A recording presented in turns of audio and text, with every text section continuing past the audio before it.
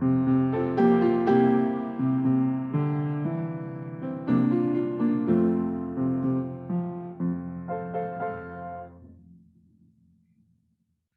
morning and welcome to Wildflower,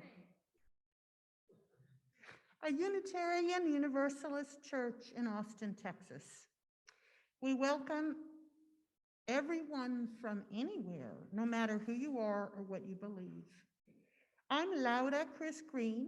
My pronouns are she, her, ella, and suya, and I will be your lay worship leader today. Our thanks are to the team of church members who are assisting with today's service. Wendy, Corey and Adrian, Kathy Kramer, and Dee Adams. Our speaker today is Chaplain Kai Flannery. Kai is a chaplain and metal sculptor in Austin. It's their joy to be providing pastoral care to Wildflower Church. Today's theme is family. We are born with family, and many of us also choose those who we will understand to be our family. And we are all born into an entire ecosystem around us in the interconnected web of life. Today, we will hear stories about the meaning of family, of boundaries, and seeing ourselves in each other. My name is Wendy Eickstaedt. My pronouns are she and her, and I am today's co-lay leader. Now for a few business matters. For those of us on Zoom, we will enable closed captioning, and the way to use closed caption function of Zoom will be in the chat. During the service, please feel free to use the chat function, especially during the joys and concerns. We are recording the service for presentation on our website. If you're in the sanctuary and you're concerned about being seen on the recording, the center back of the sanctuary is likely to protect your confidentiality. We invite you to stay for conversation today after the service, either in the courtyard or on Zoom. A reminder that the children and religious education classes are meeting now outside in the back of the community room. And now our board president, Adam Hagemeyer, will announce upcoming community matters, followed by Kathy Kramer, who will share some of Sky Howell's thoughts on the 8th principle.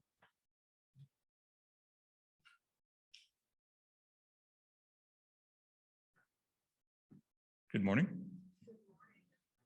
My name's Adam Hagemeyer, and I am the president of the Wildflower Board of Trustees.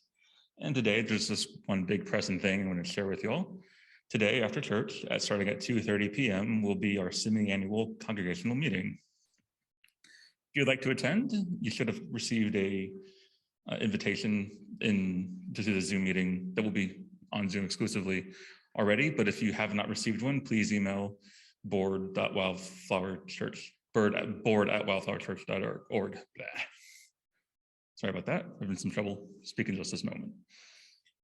That's it. It's a big one.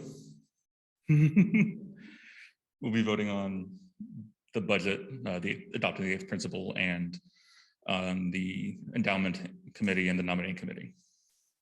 Now, Kathy.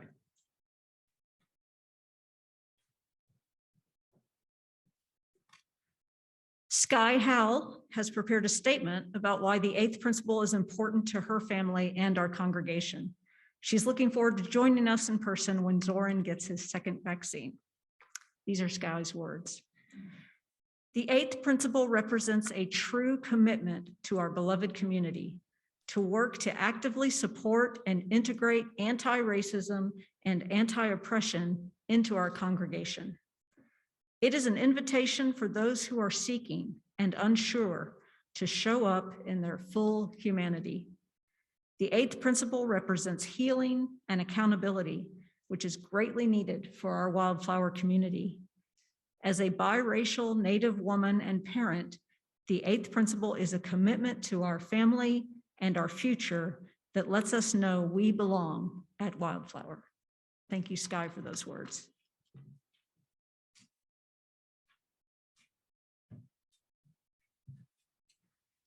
Our call to worship this morning is We Are One, written by the late Dr. Hope Johnson. We are one, a diverse group of proudly kindred spirits, here not by coincidence, but because we choose to journey together. We are active and proactive. We care deeply. We live our love as best we can. We are one, working, eating, laughing, playing, singing, storytelling, sharing and rejoicing, getting to know each other, taking risks, opening up, questioning, seeking, searching, trying to understand, struggling, making mistakes, paying attention, asking questions, listening, living our answers, learning to love our neighbors, learning to love ourselves, apologizing and forgiving with humility, and being forgiven through grace, creating the beloved community together. We are one. Serena and Matt Harrington will light our chalice this morning.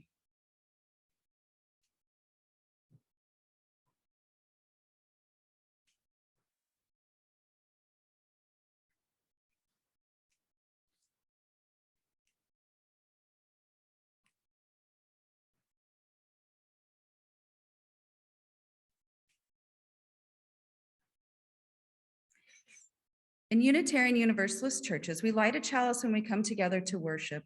If you have a chalice at home, you might choose to light yours now, or you can make the chalice hand sign. We invite you to join me as I read aloud our chalice lighting words from the UUA Leadership Council.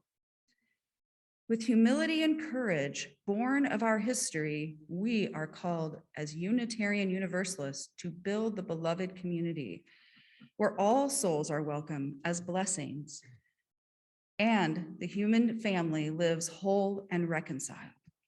With this vision in our hearts and minds, we light our chalice.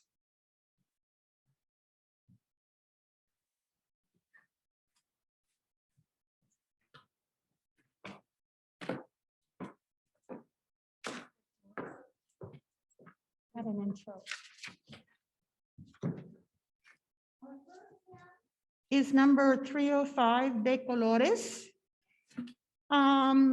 It is a traditional song in Latin America.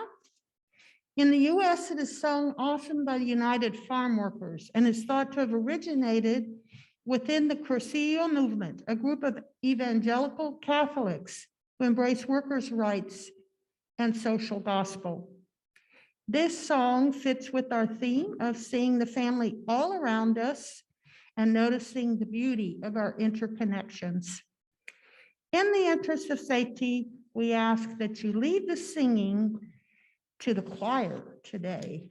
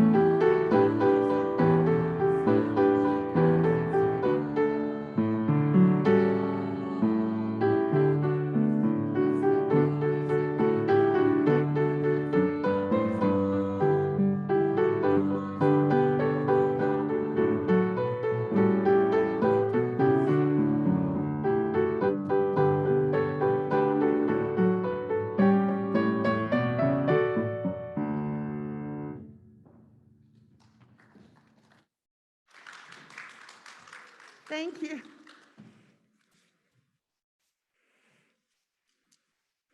We offer this land acknowledgement, written and shared by Sky Howell of the Potawatomi and Ottawa tribal nations, as a way of honoring those who came before us and the truth of our shared history.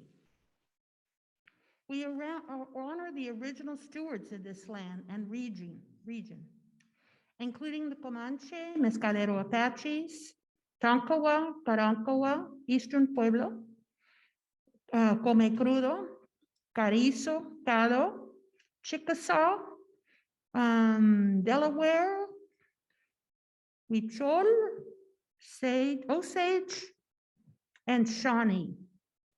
We honor one of the oldest known tribes to this region, the Coahuiltecan.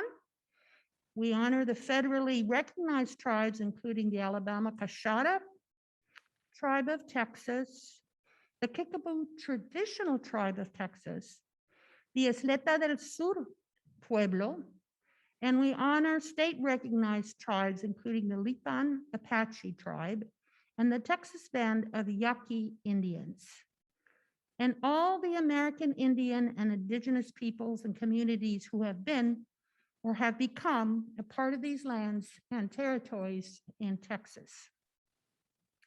We honor all those who have been detribalized, those who were informally enslaved, those who have been colonized, those who continue to be persecuted as they migrate across our man-made borders through the seasons, and those who have been murdered or gone missing still yet today.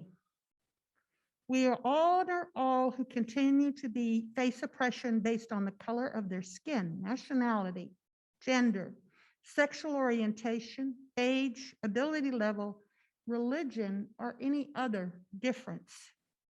In particular, all who continue to face anti-Blackness daily because the color of their skin has been weaponized. We know Black lives matter. And we understand that all lives cannot matter until Black lives matter. We further acknowledge the privilege of using digital technologies not readily available and accessible to many Indigenous, Black, and Brown communities. We honor the many families in our community who have been forced to relocate due to gentrification. This land acknowledgement is a critical first step in acknowledging the truth of our shared history. We invite you to consider how we might move beyond a land acknowledgement to better serve our Native community. If you would like to learn more about our Native American community, and I invite you to connect with Great Promise for American Indians. Miigwech. Thank you. Now, the second offering. The time for all ages will follow the second offering, a reminder to those who are young and young at heart to gather around. Our second offering this quarter will support the work of the Puerto Rican Folkloric Dance and Cultural Center here in Austin. This center was founded in 1997 by Taino blood descendant Dr. Ana Maria Tequina Peru Maynard. Unfortunately, they've recently lost city funding, jeopardizing the center's mission, which is to promote cultural awareness and pride through educational programs and events based in Puerto Rican folklore history and living traditions, dance, music, community theater, and Indigenous Taino heritage. The center seeks to inspire the community at large to fall in love with Hispanic, Latino, Native, and African-based cultures through the sharing of these joyful traditions. The ways to donate electronically will appear on the screen and in chat on Zoom. There's a box in the foyer for in-person donations. Elke will provide a musical pause if you want to donate digitally now. We hope you will all give generously to support their work. Thank you in advance for doing so.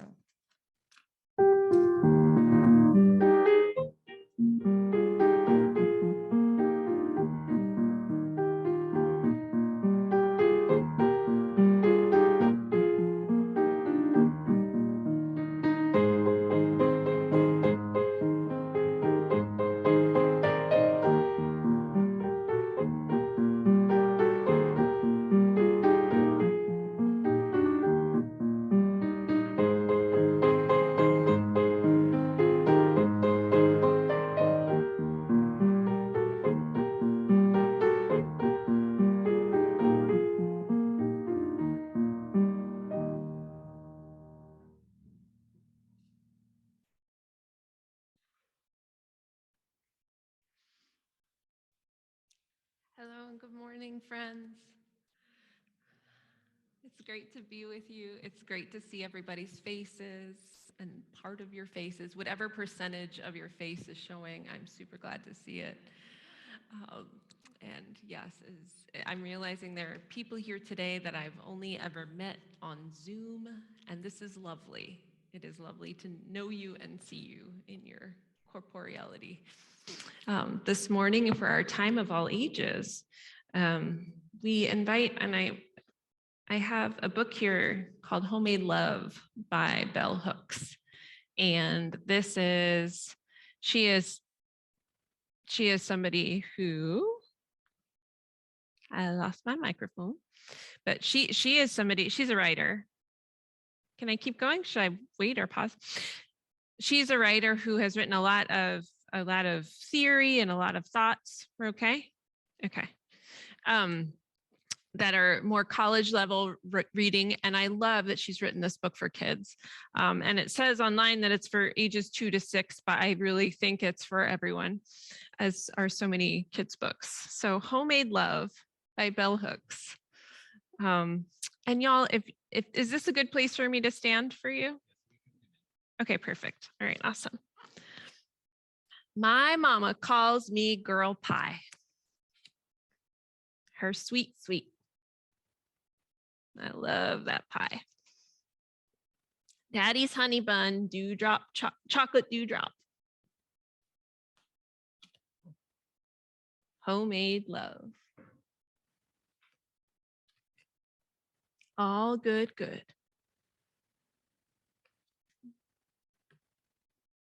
But everything I do cannot be right, because there is no all the time right.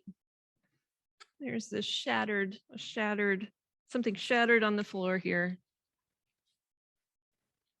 But all the time, any hurt can be healed, all wrongs forgiven, and all the world made peace again. And there's this vase coming back together with everybody's arms, everybody's hands. Kiss, kiss. Let life go on. Oh, and there's a cartwheel. And all the girl pies sleep tenderly. She's got all her little toys around her that she is learning to nurture and take care of. Lost in deep dreams, nighttime surrender, closed door, sleep alone time. Memories of arms that hold me, holding me still. No one need to fear the dark place, because everywhere is home. Lovely, right? And so what this book makes me think about is carrying a sense of belonging and presence into the world, some confidence, and our homemade confidence into the world with us. And I think the question that this leaves me with for people young and old, for all of us, is how do we help ourselves and others to feel at home in the world? And I think some answers to that could be friendliness. And they can be breaking things and putting them back together again.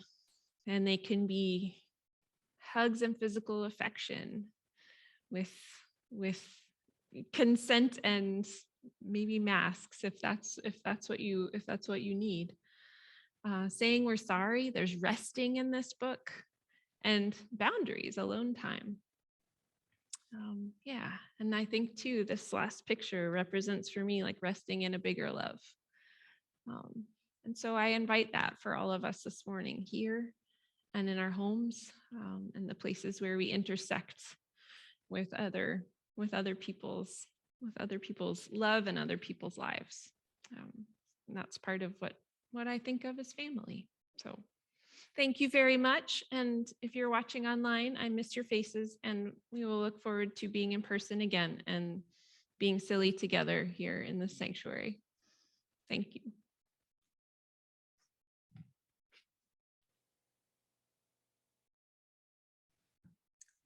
And now it's time for our first offering, mixing it up a little bit. In this time in our service, this provides an opportunity to acknowledge our giving as a spiritual practice. Wildflower's well-being depends on all of us sharing our gifts of all kinds. We invite you to share your tangible financial gifts as you leave the service in the wooden box in the foyer, or electronically in the ways listed on the screen and in the chat on Zoom. Elke will provide a musical pause if you want to use digital options or to write a check.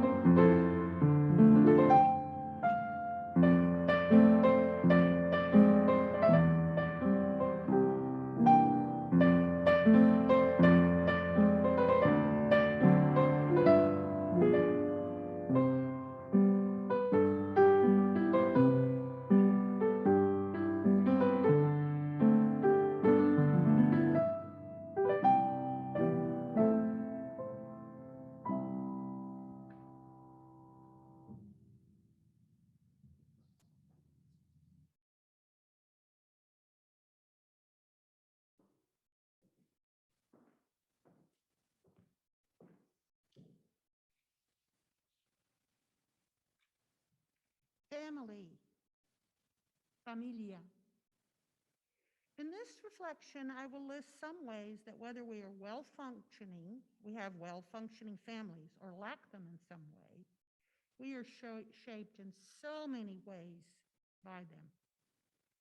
I will also reflect on how the cultures we are born into or become a part of influence greatly how we are parented, how we see ourselves, and how others see us. In particular, I will share what I've learned from observing the many Latino families I have known and how they typically function in contrast to Anglo families. Families come in all shapes and sizes: nuclear, extended, biological, adopted, loving sanctuaries, or dysfunctional hellholes.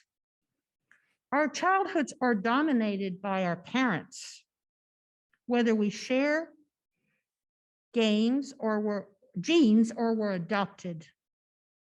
As we grow up and venture beyond the family nest, we often find like-minded souls who become our dear friends, our spouses, our mentors, who become as significant or even more so than the families we were born with. Many have people in their lives who become important to them as their real siblings, cousins, aunts, uncles, grandparents, or parents. Doctors and psychologists tell us that these deep connections are as vital to our mental and physical health as good nutrition, regular exercise, and frequent consultation with medical professionals as needed. Those who lack parents or experience neglect or abuse in their childhood can be severely damaged throughout life if their trauma is not treated, preferably early. Fortunately, other family members, such as older siblings or grandparents, often step in to protect children in these situations.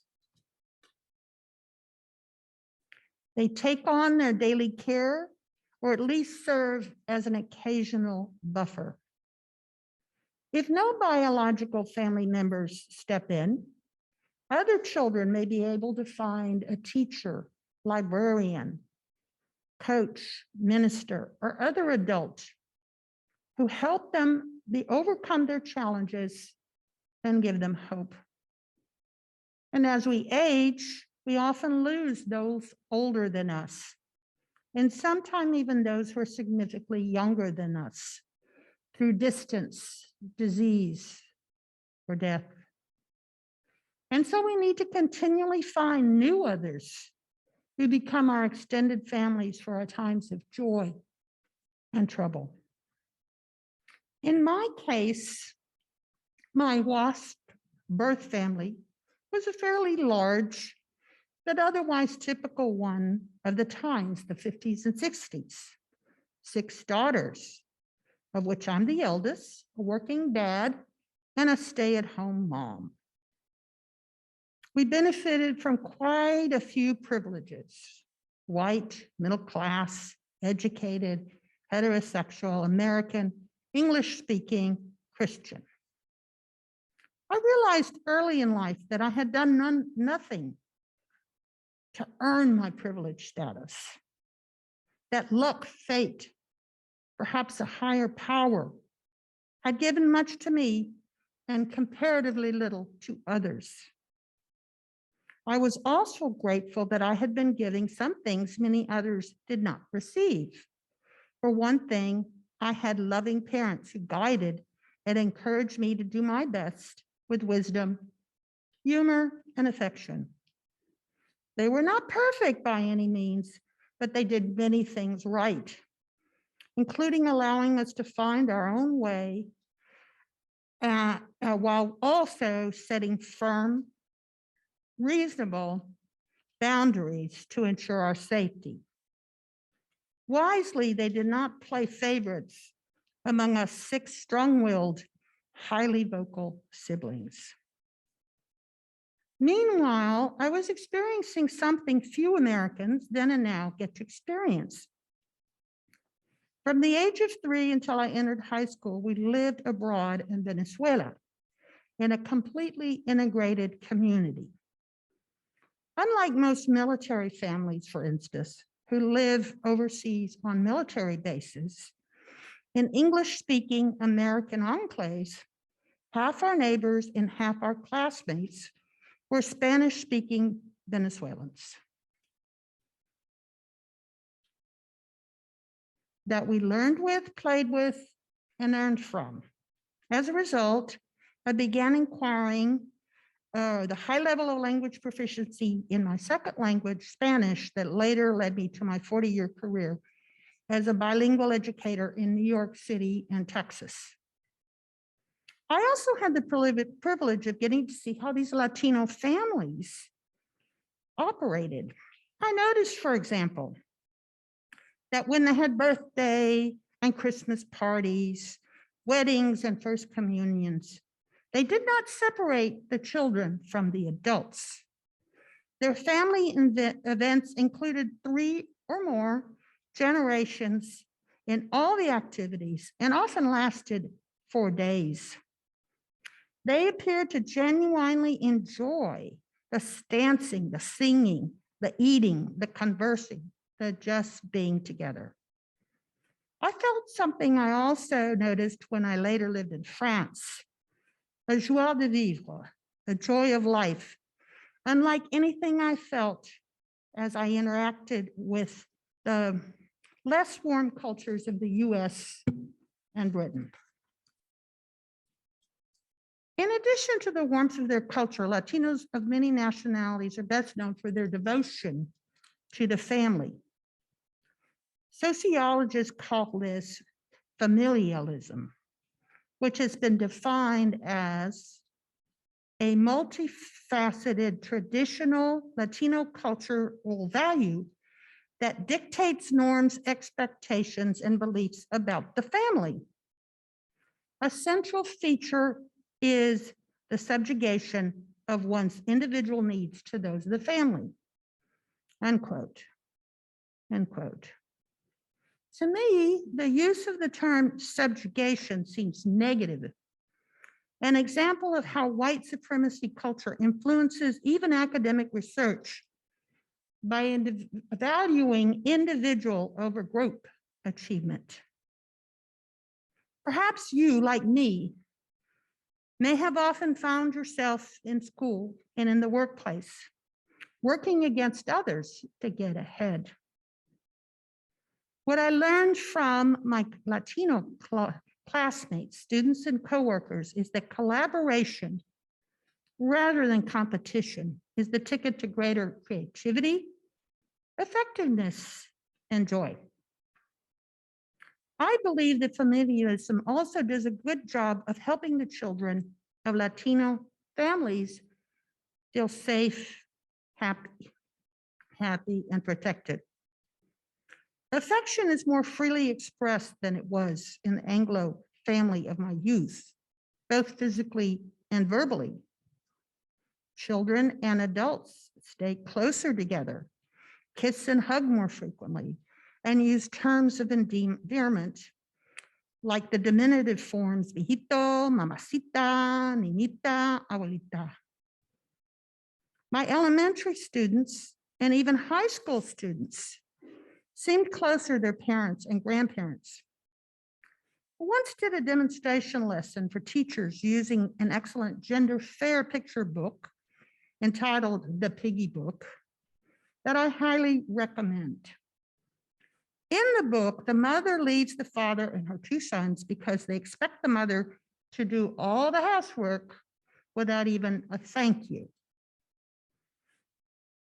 In the follow-up discussion of the story, I asked the students whether they had ever considered running away from home. Not one of these middle school Latino children said yes. That surprised me because in my childhood, although it was a happy one, I often fantasized about running away. Later, I learned that it's just not something most Latino kids think about. They appear to be happy with their families, happier than most Anglo kids.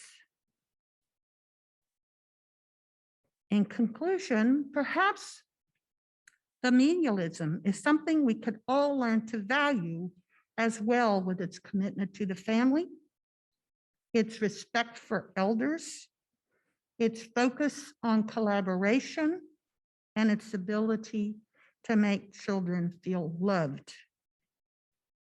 What might we learn from the families of other cultures? Can we stop looking at them from the perspective that what it is that they do? Can we stop looking at them as being in some way deficient and instead look to see what and how they do things differently that can be of value?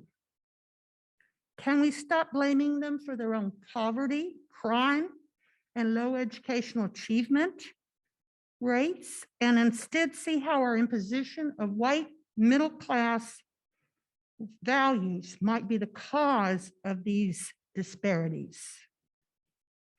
White American culture is not superior to Latino or any other culture. It's just different.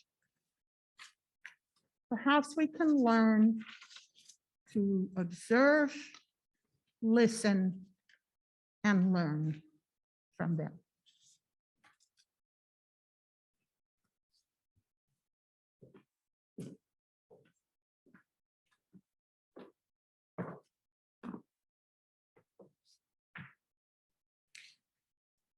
We now enter our time of joys and concerns. This is a time for us to share what is lifting our hearts or pressing on our hearts with a caring community. Those here in the sanctuary, please use the papers you received on coming into the service to write your joys or concerns. Share your name on the paper if you choose to. If you did not get a slip of paper, please raise your hand at this time and a greeter will assist you. If you are on Zoom, please use the chat function to share your joys and concerns. Chaplain Kai is available for you if you have a pressing concern or if you just want to say hello at pastoralcare@wildflowerchurch.org.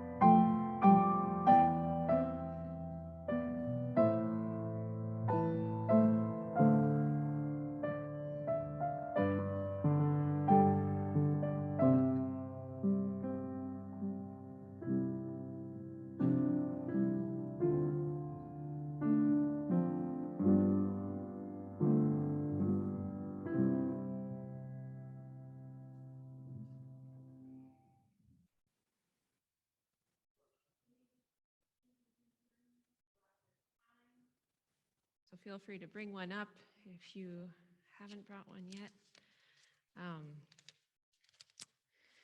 I know we're all holding a lot today, including the tornadoes that have torn through Kentucky and Tennessee and Illinois. I know the Supreme Court is very much on my mind as they think through issues related to reproductive rights. Reverend Chuck Freeman and his health, and who is on hospice care, he is on my heart. And yeah, I think, oh, and I also want to lift up Allie Tharp, who was in a car accident this week, but she's okay. She did get some cuts and scrapes, but yeah, let's keep her in our hearts. And like, oh, you can't hear me? You can't understand me? Okay, well, that's another issue. Just kidding. Okay, maybe we can get a little more volume on it, or maybe I can lift my voice and both would be good. Okay, so I'm gonna put in about 4 stones for all the things that I just said.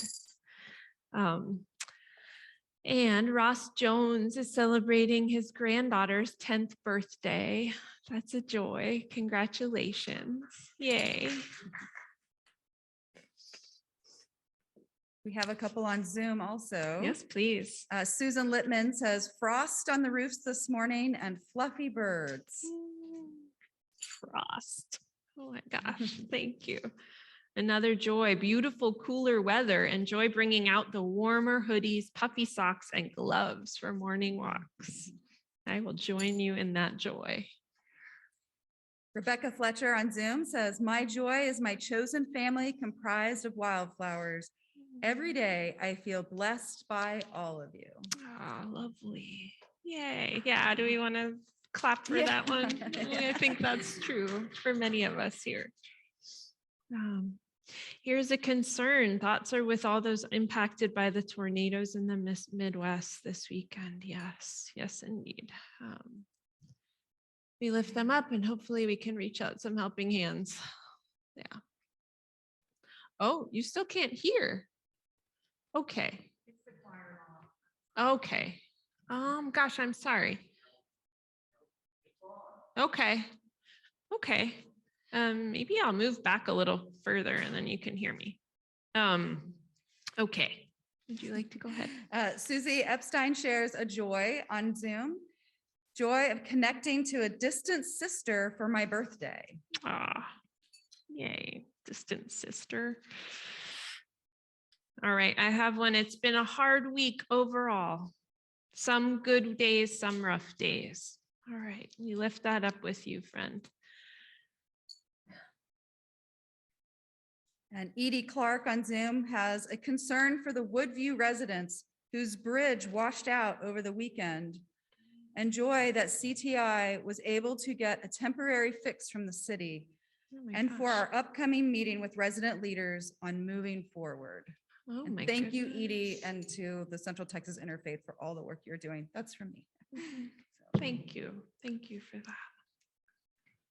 Oh, joy and coffee with me on Wednesday morning with Chaplain Kai. Thank you. That's a joy for me too. I appreciate it. I knew who that came from. I don't have more right now. Okay. Oh, and Charlie says, I received my CPAP machine, and with a couple of nights sleep, I seem to be moving toward health.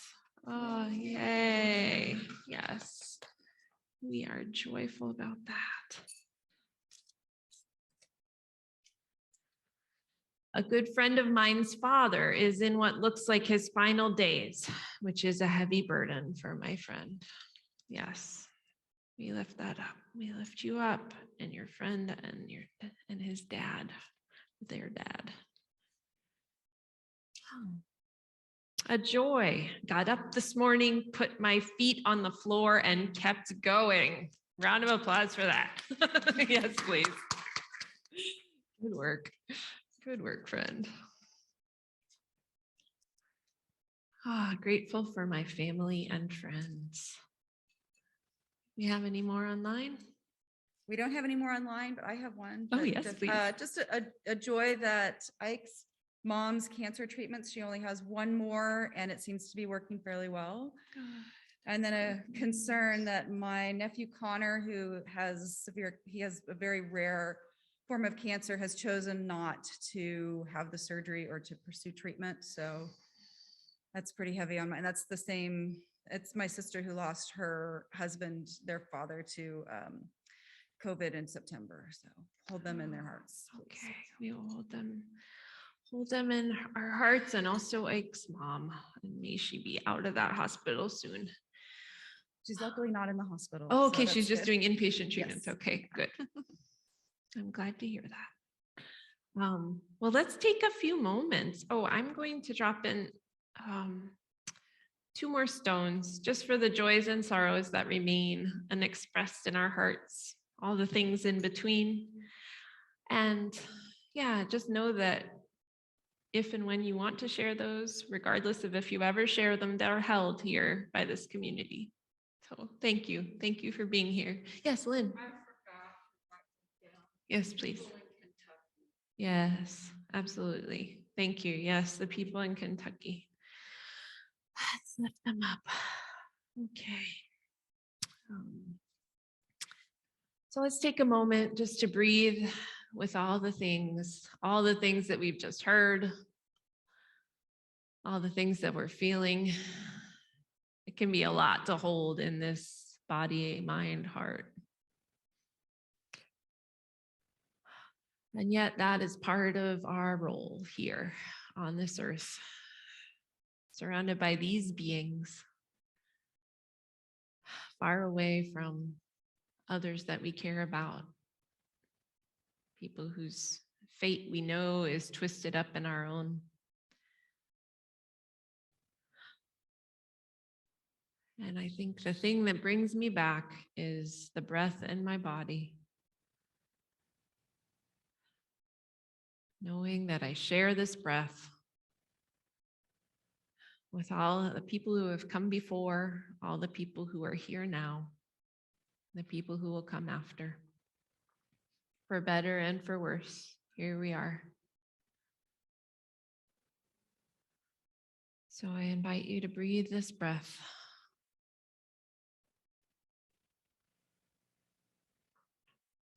This breath here, with this body here, with these other people and beings, this biome inside of us that's breathing with us.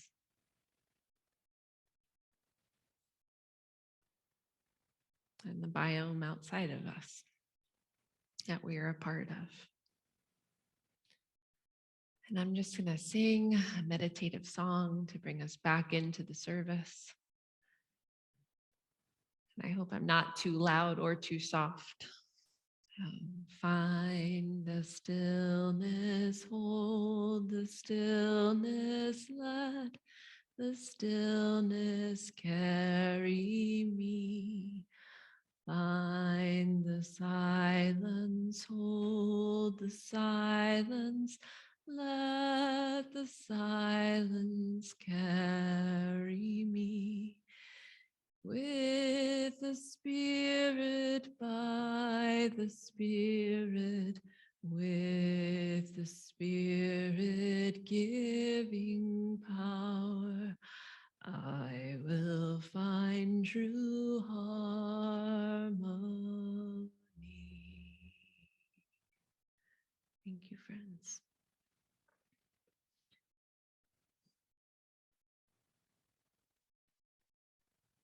I am going to grab my computer.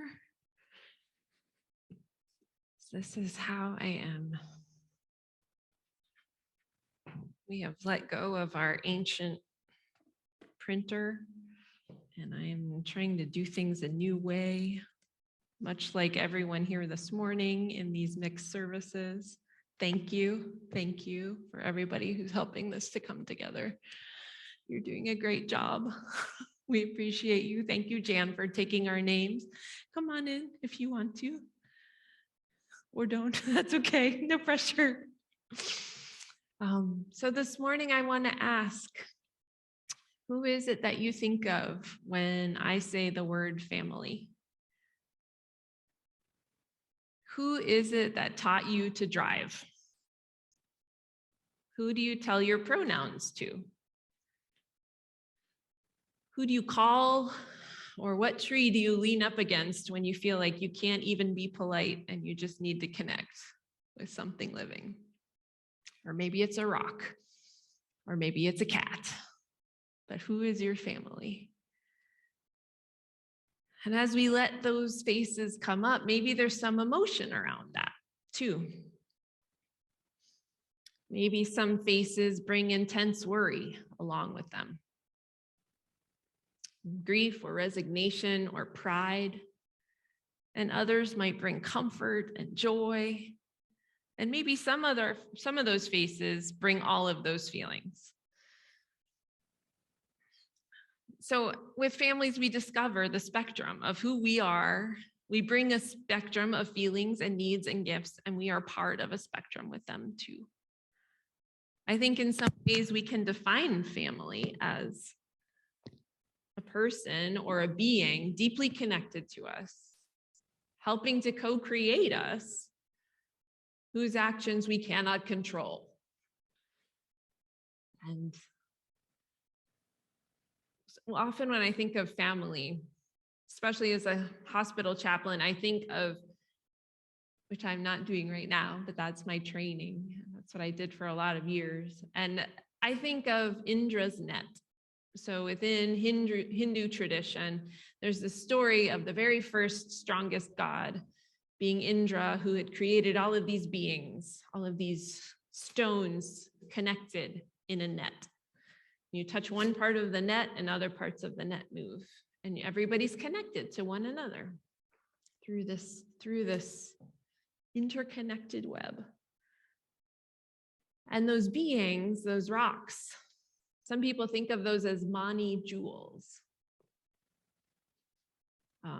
Not just rocks, but jewels, shining and beautiful.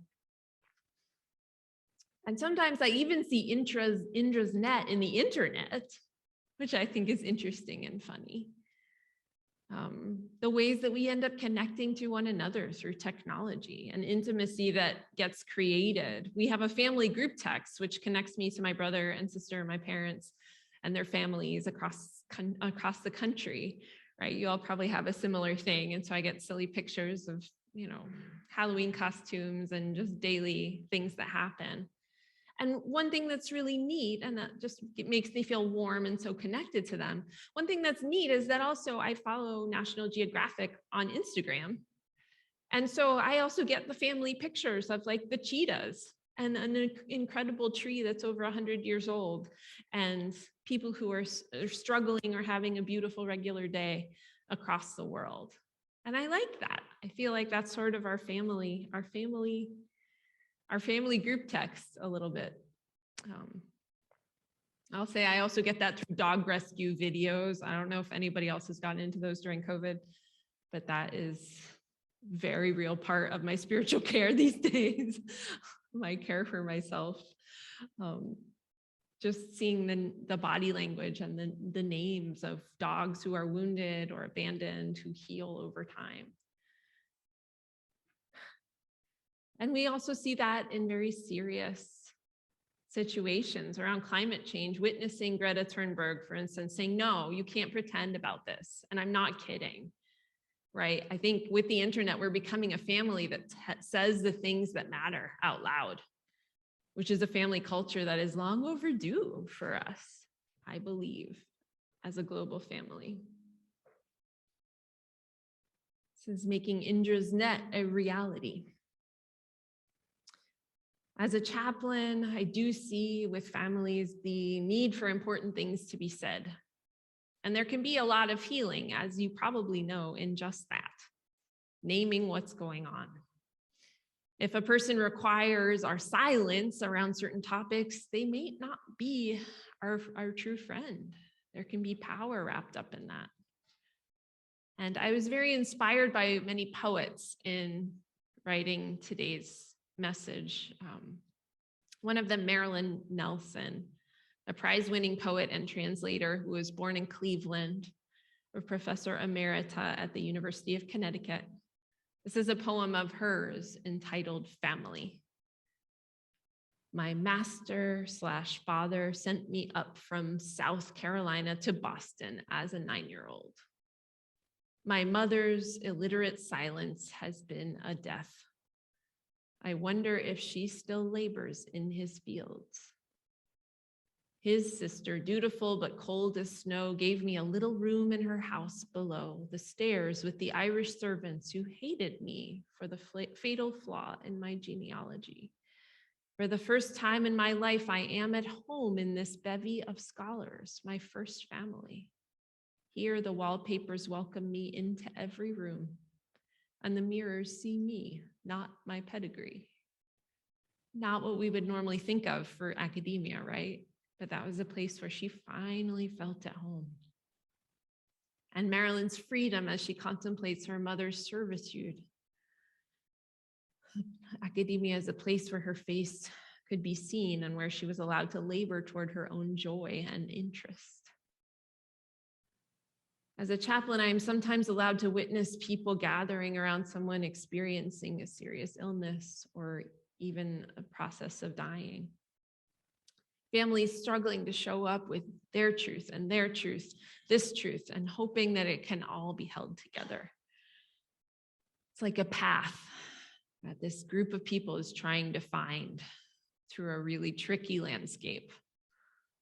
I can list some examples. Two parents coming to see their son in his 50s in the hospital, who's addicted to painkillers, who has lied to them and broken promises again and again.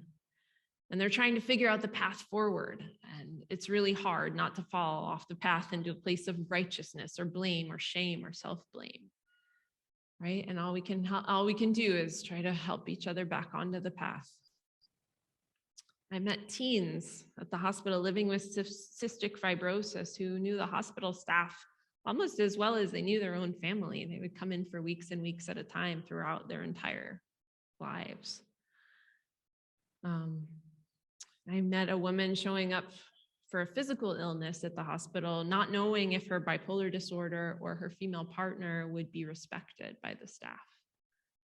It's like walking forward very tentatively into this place of care, not knowing if you'll be cared for.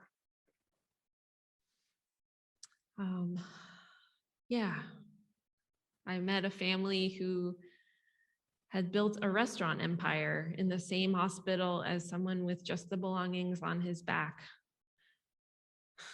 That man with just a bag, he had a crumpled paper with a phone number of someone who used to care about him a lot, but he hadn't spoken to that person in years. That was his next of kin. And this family with a restaurant empire was wrestling with the same forces, alienation, coming together, the same decisions. How far does this go? Where do we stay? How do we remain in relationship with each other? Unspoken fears, and that same implacability of impermanence. At some point, we're going to lose this person that we're here for. Is it now? Is it later? So some of us have recently been in the hospital or have family in the hospital, and I just want to hold that with you right now, because whether we know it or not, that is here in the room with us, and it impacts how we show up at church. Hopefully it impacts how people put their arms around us at church too. And chances are our family's culture informs how we decide to be in the world, right? Like how we show up for this church. Our family culture could be asking for help or not. It could be, we're great at giving to others, but we're terrible at reaching out for it. All the problems stay right here, very close to the chest. Maybe your family is so extra. Sometimes I feel like my family is so extra. And maybe I'm the extra one, actually. But maybe your family has a star or an overachiever and an underachiever. Chances are, in one way or another, that our family has shared with us what are the okay parameters for being a member of that family. And we bring that here too. Whether we need control or we have to pry one finger at a time away from something to let it go. Whether we share personal information or whether people just come in one tiny step at a time. Maybe you tend toward taking charge or solving problems yourself, or maybe you have always had to rely on the help of others. And we bring all that into this space. Our senses of entitlement, or our senses of what we need to do to belong. And so I love and I see us holding those things with generosity here. And I appreciate that about the people in this room and on this call, on this Zoom. I really appreciate that. Poet Mary Oliver said, "Someone I loved once gave me a box of darkness. And it took me years to understand that this too was a gift. Whatever darkness we bring to this group also informs how we can show up, how we ask for help, how we allow others to help and support us." I've been reading on audiobook, which I love, because it means I can actually read while I'm doing chores or driving or whatever. This book called The Brave by James Bird. He's a screenwriter of Ojibwe descent, and he writes this book about a teen boy with a verbal tic of counting the letters and words. So Colin lives with his white dad in the city, feeling that who he is with this verbal tic is just a problem, an imposition, that in some way, any room he walks into, he's going to be offensive and troublesome. And he goes to live with his mom on an Indian reservation. And I don't think I'm spoiling anything to share that Colin, 6 letters, by the way, discovers family there. People who allow him to rest, partly because they may not speak with a lot of unnecessary words. Finding acceptance at the same time as we're always changing. Sharon Welch is a theologian I like. And if we think about theology as an exploration or a declaration of what we believe, the process of finding what we choose to believe as a process of uncovering health and intrinsic good and wholeness that we share. Sharon makes a potentially confounding claim that something isn't true unless it's liberating. Right? We can look at the Bible this way, or any sacred text. Each story, if we haven't found the interpretation yet that holds liberation for ourselves and for others, then we haven't found the whole truth. And I think that's true of our family stories as well. If we don't all get to meet dignity in that story, then we need to keep working through the conversation. I'll tell you, I remember going back to my parents' house in college and having, each course that I had attended in college, you probably experienced this too. My mind was just blown. Oh my gosh. And do you remember this? Like trying to tell your parents all the things you had just been, all the fire hydrant of information you were gathering in college. And it was really a collision of like people living a working class practical existence, just trying to get through the day, get the dishes done. And then a kid coming in and being like, you're using the wrong soap. Let me tell you, antibacterial soap is creating the germ of the future. Everybody watch out. So like, a few steps back and people are like, okay, Kai, thank you. My brother actually still teases me about that.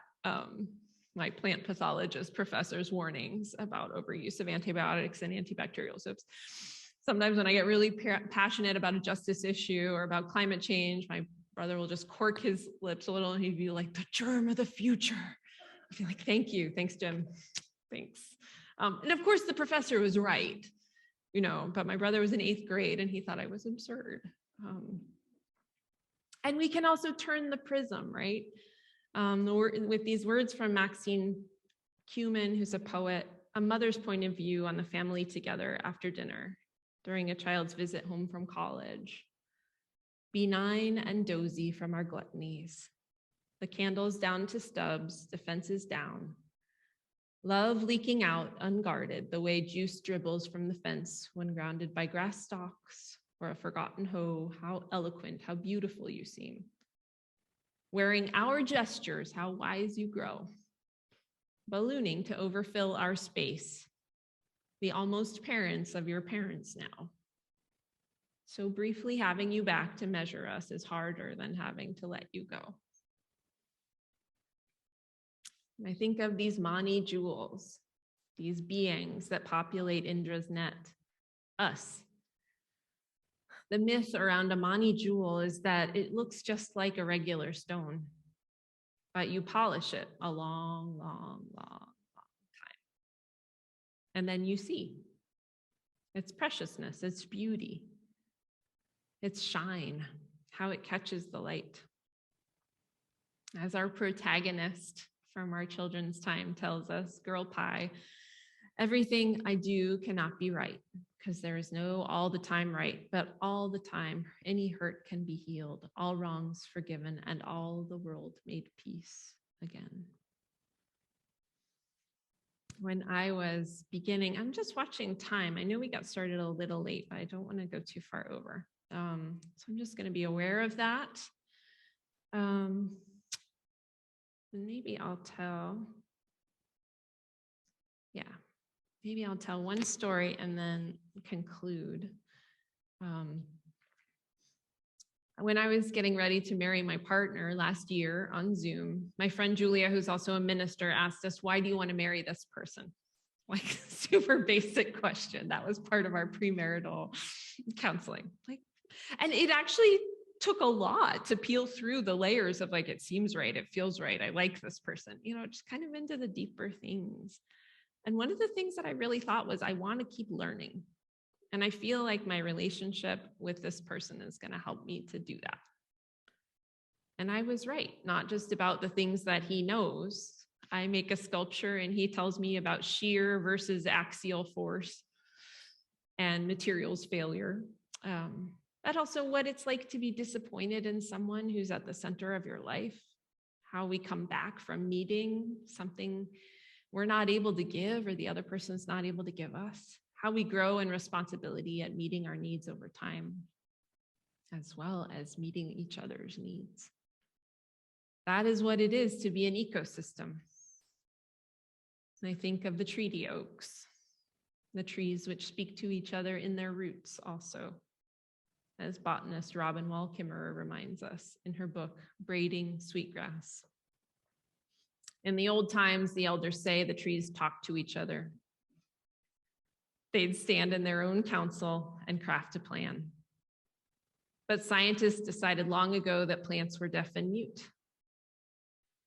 The conclusion was drawn that plants cannot communicate because they lack the mechanisms that animals use to speak. But pollen has been carried reliably on the wind for eons. And there's more about how plants speak to each other through the mycorrhizae and their roots. And I see family like this happening here at Wildflower. In planning this service, Wendy pointed out that the exchange of information and resources and learning is part of what Wildflower does when it invites a member to do a short reflection. Not that every week you must have someone take on that risk and vulnerability, but it is a beautiful practice. Communicating, offering ourselves up for inspiration and critique. And thank you to Laura Chris for doing that today. Thank you.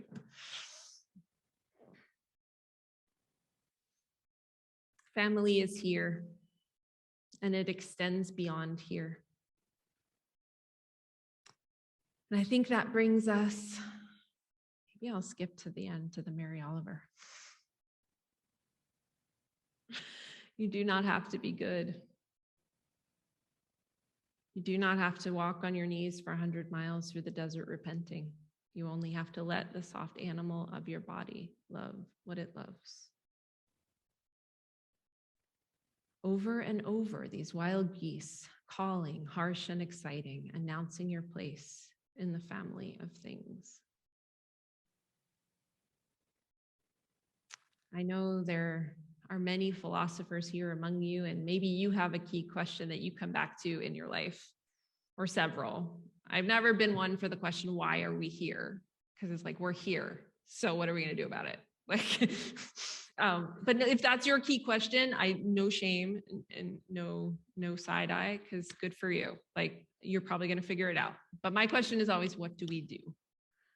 How do we know we are doing right, and why do we do what we do? And the question and the answer I keep coming back to is not because we're forced, not even because it feels best, but because we are family and we want to figure out how to behave with the entire world as family. In this spirit, today I invite us into our annual meeting with care, determination, and hope. And I hope also joy. Thank you, friends. I'm so glad to be with you today. Amen and blessed be.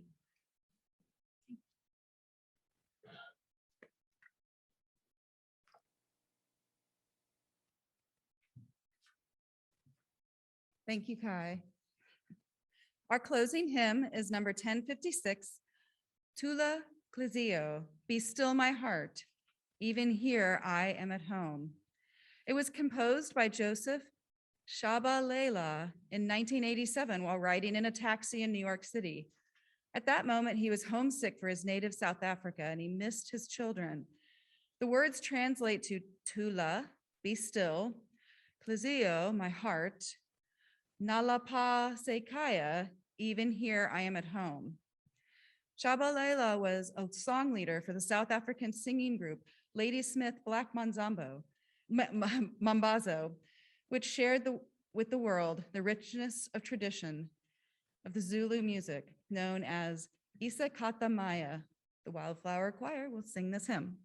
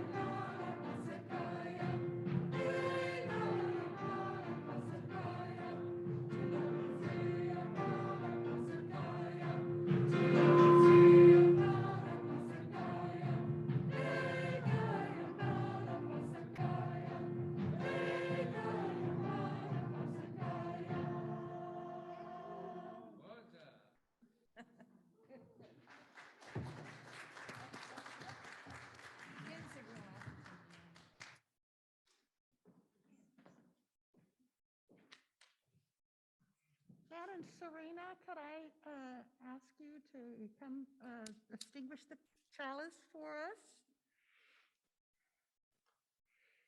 As I read these words from you, Minister Cynthia Landrum. We leave this gathered community, but we don't leave our connection, our concerns, our care for each other, our service to each other, to the world, and to our faith continues. Until we are together again, friends, be strong, be well, be true, be loving.